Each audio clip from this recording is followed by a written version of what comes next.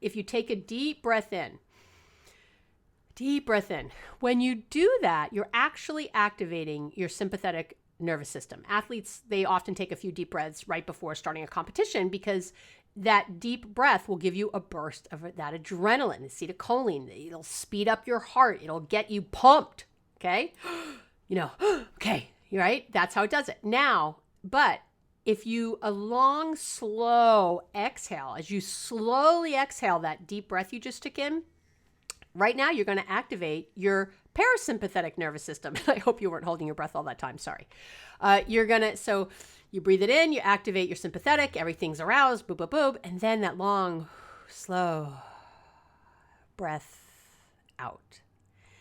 Now I'm activating my parasympathetic nervous system, which slows my heart down. So long, slow breaths out help calm you down. So always pay attention to your exhale when you want to ground or calm yourself. So it's a small mistake, but I see it a lot where people say, oh, just, take a deep breath if you're upset.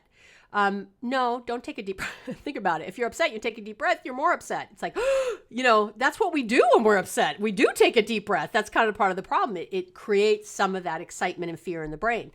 But if you can focus on the exhale and maybe even counting to 8 or even 10 as you exhale long and slow, that's what's going to help ground you and calm you.